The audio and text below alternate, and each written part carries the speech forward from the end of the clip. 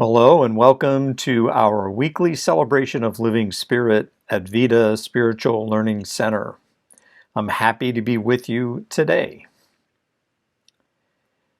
The theme for 2022 is Living Everyday Wonder. And for the month of July, we have focused on relationships. So what is the everyday wonder in relationships? And today the title is We Are Star Stuff. Now you are affected by all aspects of nature, and you are in conscious relationship with nature. So this week I explore a little bit about that relationship with nature. And by nature, I mean rocks and soil and plants and water and animals, anything to do with this planet Earth, as well as the ways in which you are part of nature. Neil deGrasse Tyson says, "You are a part of this universe, you are in this universe, but perhaps more important than both those facts is that the universe is in you." So you are connected to the earth in an elemental sense, and it's the same elemental sense that the earth has to the solar system, and the solar system has to the galaxy, and the galaxy has to this dimension of the universe, which is the same elemental sense that it has to the multiverse. And you are also elemental to this local physical world because it is all made of the same constituent parts. Whether a rock or a plant or an animal or something humanity has concocted, all are made of star stuff. Now, before and after star stuff, sometimes called star dust, is matter. Before and after it is matter. In between, it is some form of energy. And an aspect of that energy, we might call that God. And at some point in time or phase, that energy is vibrating at some frequency and amplitude. And perhaps a boson mediates, and that we might call consciousness. It mediates the collapse of that possibility wave, that energy form, into a subatomic particle.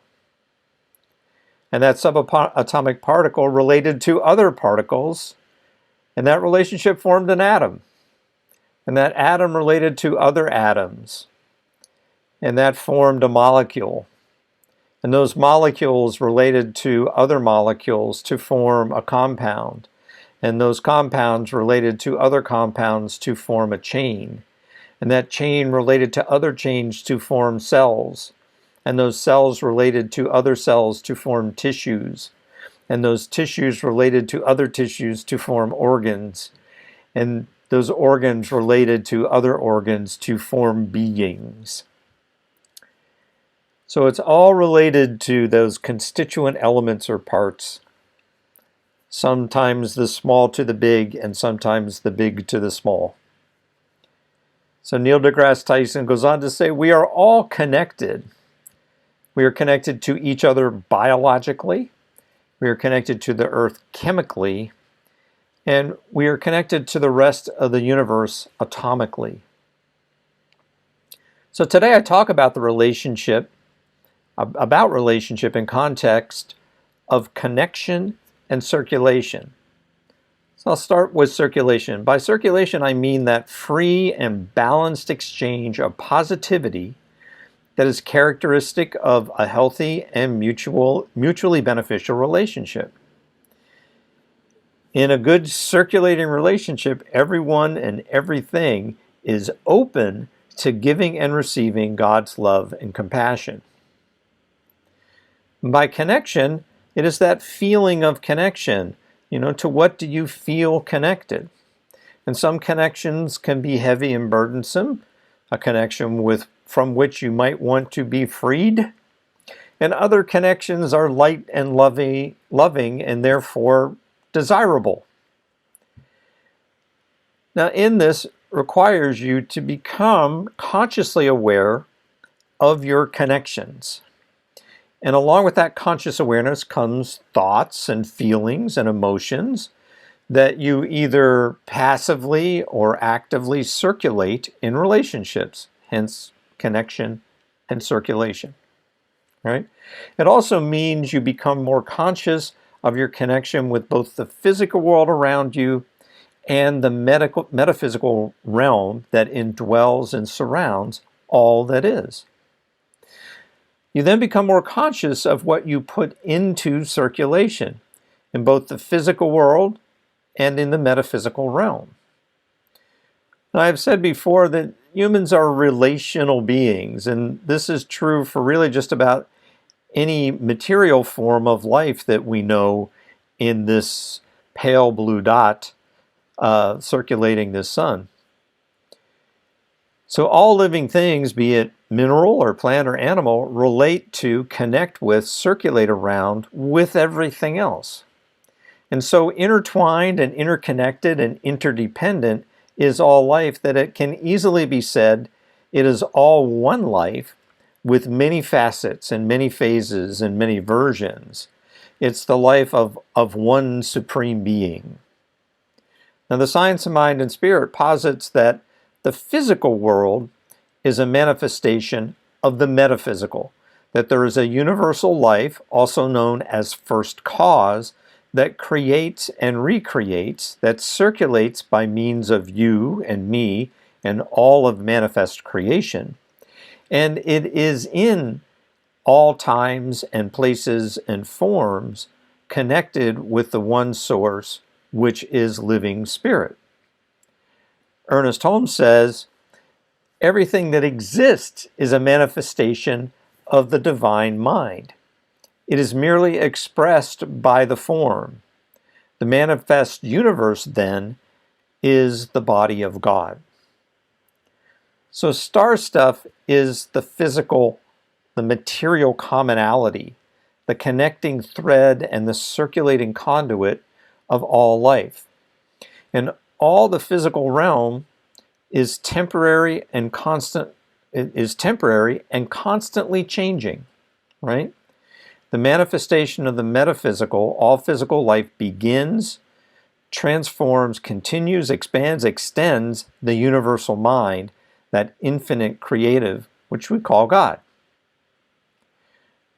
As humans, relating is an ongoing mental process, and it's a process that is really comparing. It's the big brain that is constantly trying to make order out of sensory inputs, feelings, emotions, intuitions, and beliefs.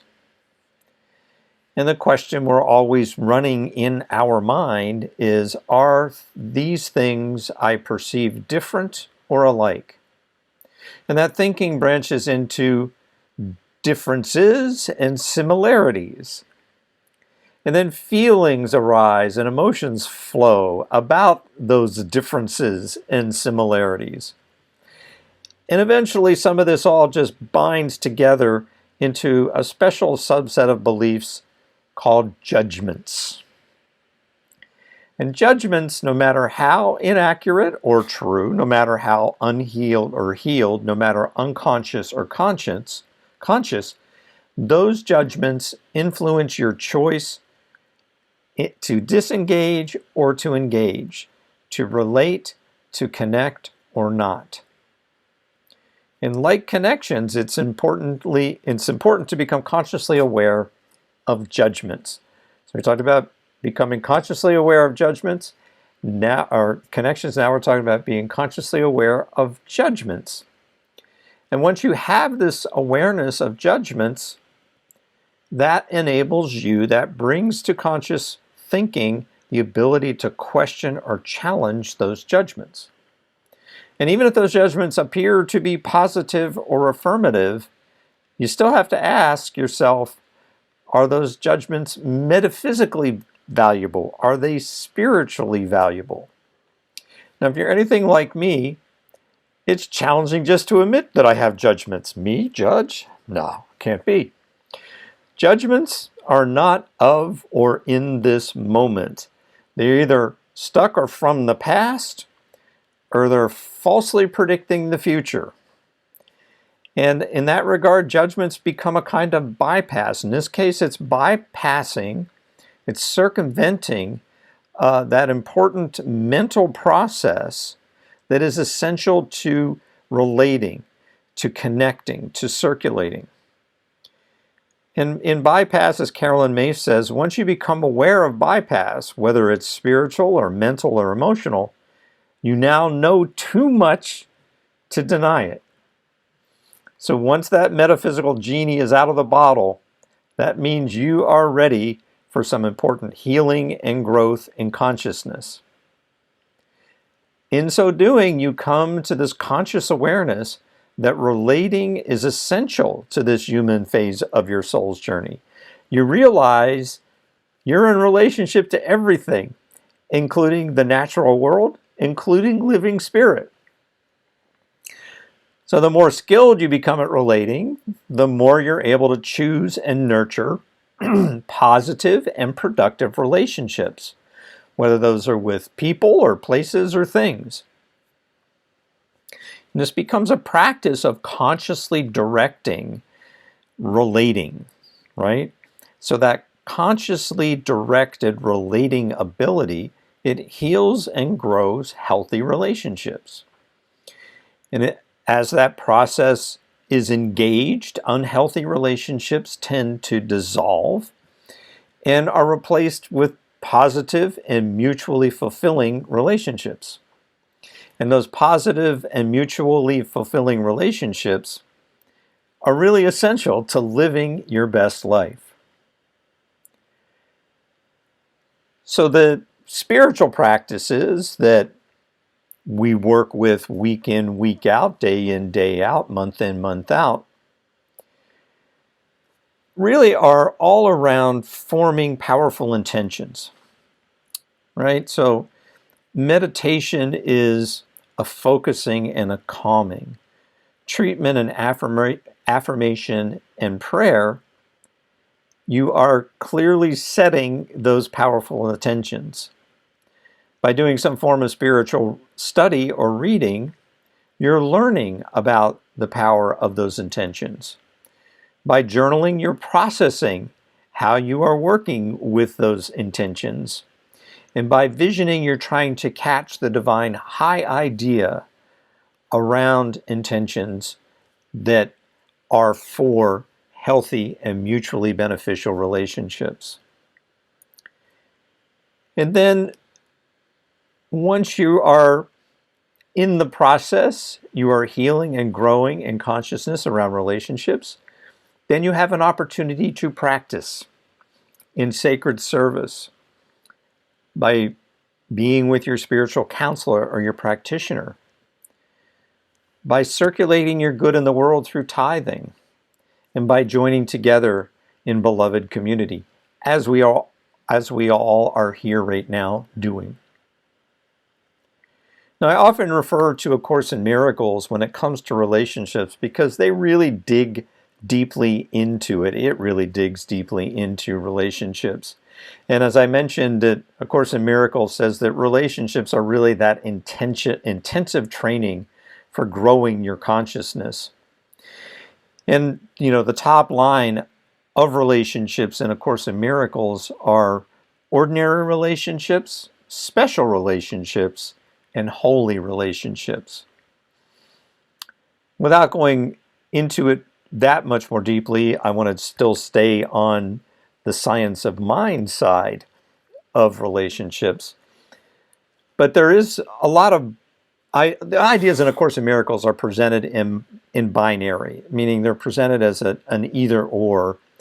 And it starts that way to introduce an idea in black and white, and then it moves into the gray.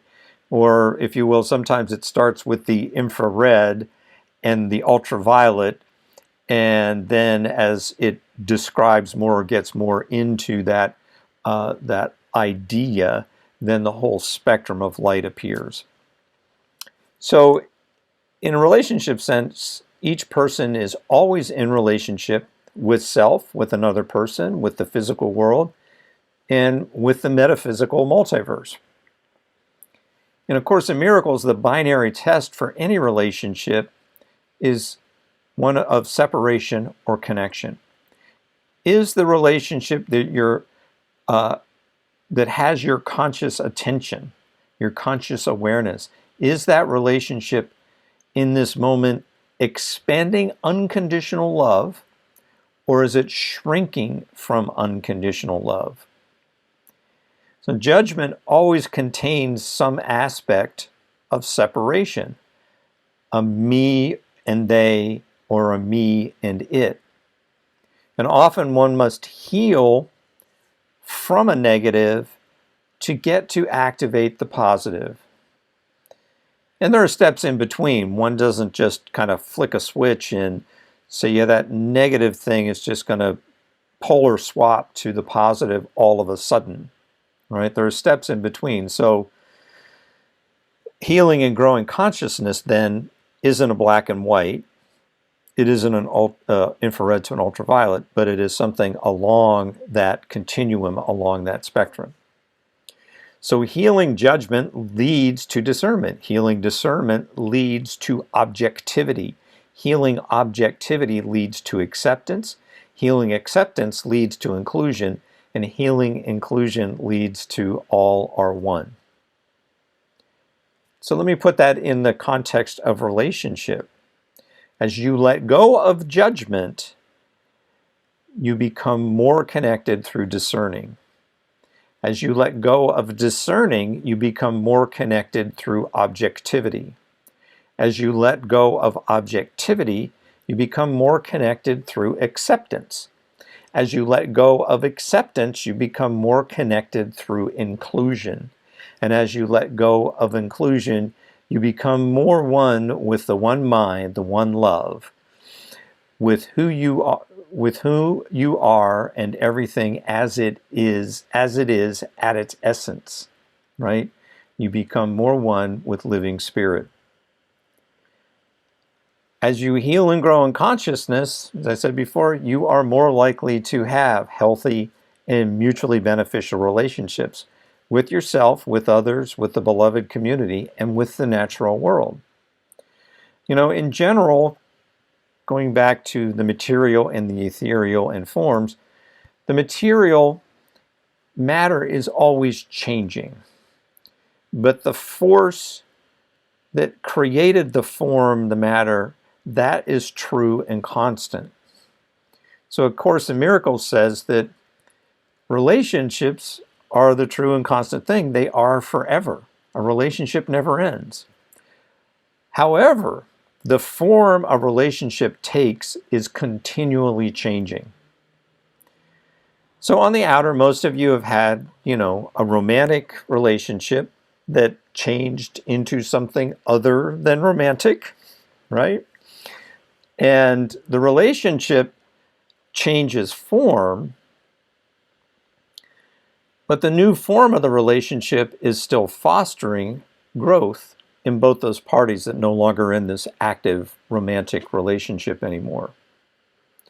So once you think about it, all the enduring relationships are constantly changing form.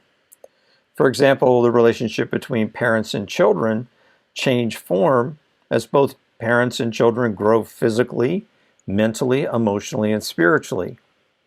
But there is a common thread, there is a common connection that we call that relationship.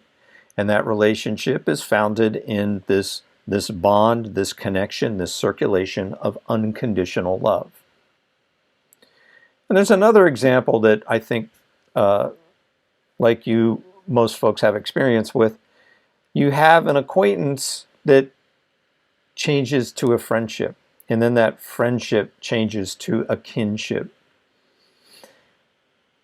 And then you also have this experience where a relationship goes in from an active phase to kind of what appears to be a passive phase, and then back to an active phase. For me, I have friends that maybe I haven't talked to in years, and then, by the forces of the universe aligning and intersecting in a certain way, we reconnect. And it appears we pick up right where we left off. On the outer plane, that relationship appears just to have gone back to where it was before. It appears the same as it was in the previous active phase.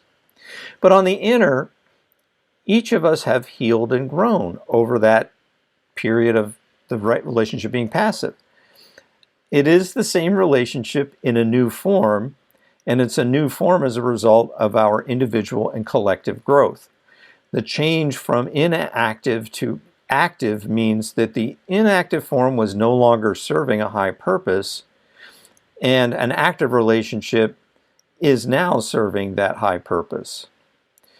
So being consciously aware of connections you feel and the feelings you circulate, that transforms relationships from passivity to activity, from something that is just random happenstance to something that is a demonstration of consciously directed thought. And so this is how that might happen, whether it's a relationship or a connection or something to do with circulating God's good. You become consciously aware of something positive in your life. Maybe it's a relationship or a connection you feel. And that conscious awareness is thought, and it's thought that gives rise to an inward positive sensation, a feeling, a God quality. And you notice both the absence of and the presence of that positive sensation, that it comes and goes according to your thinking. So you make a conscious choice to experience more of that positive sensation.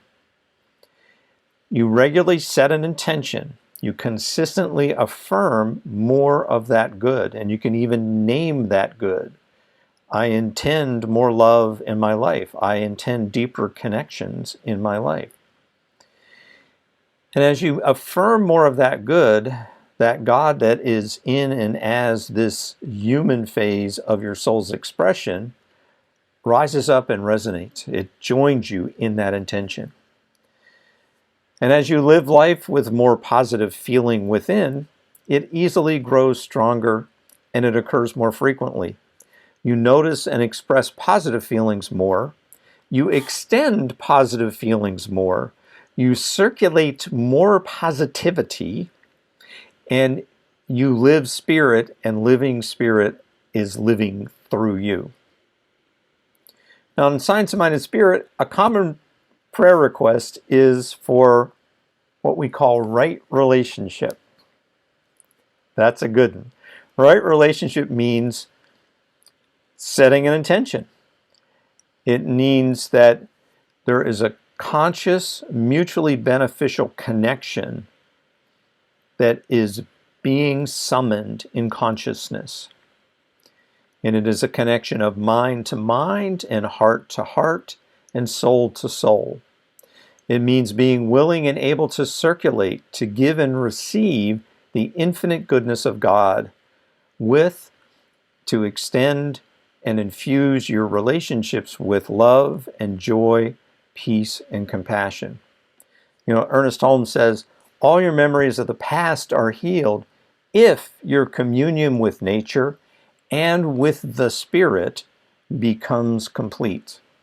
So let's turn our attention inward right here and right now. So just knowing right now that God is all there is, and the all of God is love and peace and joy and compassion. Knowing that God is living spirit. It is alive. It is a connection. It is a radiation of love and light through all its creation. And it is right here and right now. And knowing God to be everywhere equally present, I know that I am one with God. And what is true for me is true for all beings everywhere, for all God's manifest creation is imbued with God, created out of God. That we are all meditations in the mind of God. So I speak my word that all relationships in our lives are healed and whole right here and right now. I know and trust that all our relationships are in a divine balance, that love and compassion are freely given and graciously received. I know that all relationships with any and all of God's creation are imbued and surrounded by a loving kindness.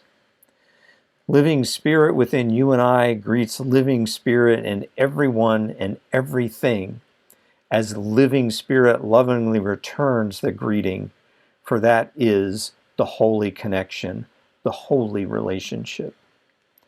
So, blessing the world as I am blessed, I give thanks for this answered prayer. I give thanks for this communion in spirit. And I lovingly release my word into the law of mind in action, knowing that the law responds, that the activation of that good, that God, that love, that life, that compassion, that's happening right now. For you, for me, it's happening right where you are right now. And so it is, and now it is. Amen.